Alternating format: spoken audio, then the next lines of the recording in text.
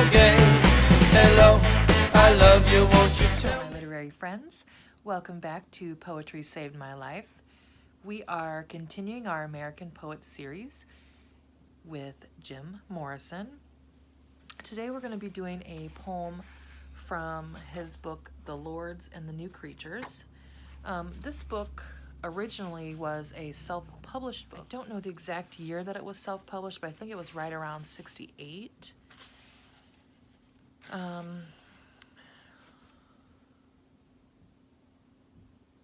Yeah, 69 here.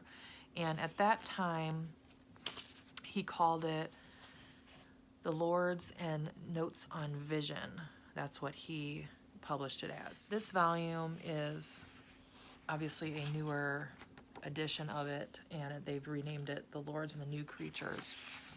But it is separated into The Lords and Notes on Vision, and then the New Creatures. So in this volume of poetry, you have very long, basically two or three very long kind of epics in here. So we're going to kind of pick apart a little bit and consider these pretty much untitled works, but they are part of a bigger poem, really. Either the New Creatures or Lords and Vision. So that's what we are reading from today. I hope you'll enjoy this one. This one is about voyeurs. More or less, we're all afflicted with the psychology of the voyeur, not in the strictly clinical or criminal sense, but in our whole physical and emotional stance before the world. Whenever we seek to break the spell of passivity, our actions are cruel and awkward and generally obscene, like an invalid who has forgotten how to walk. The voyeur, the peeper, the peeping Tom, is a dark comedian. He is repulsive in his dark anonymity. In his secret invasion, he is pitifully alone, but strangely, he is able through this same silence and concealment to make an unknowing partner of anyone. With his eyes range, this is his threat and his power. There are no glass houses. The shades are drawn and real life begins. Some activities are impossible in the open, and these secret events are the voyeur's game. He seeks them out and his myriad army of eyes, like the child's notion of a deity who sees all. Everything, asks the child. Yes, everything, they answer, and the child is left to cope with this divine intrusion.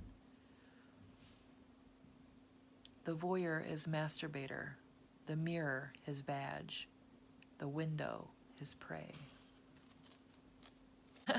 Well, I hope you enjoyed that one, or this piece of a bigger whole, I guess we should say. I chose these lines together, these stanzas, because they are all about voyeurism or the voyeur. To me, there are parts of this work that are straightforward. He's giving us a description of the voyeur in terms of the effect that he has on all of us, meaning the ones that he is looking at, and also the idea that there is no privacy when he says there are. Interesting to me. I do like the reference when the metaphor rather, when he likens the events of the voyeur's game to that of a child asking about a deity, so asking about God or a god, and the child asks if God sees everything, and the child is told yes, everything. And then he says the child is left to cope with this divine intrusion.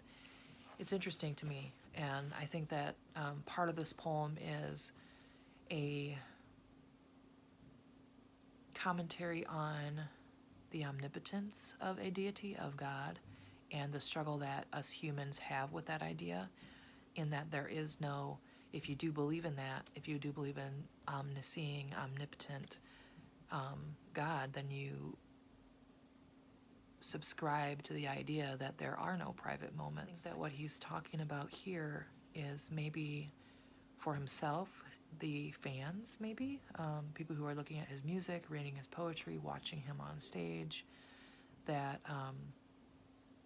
there is an effect on him as to what people see, and that they're maybe not always seeing the truth, and that their constant looking is somewhat of a intrusion.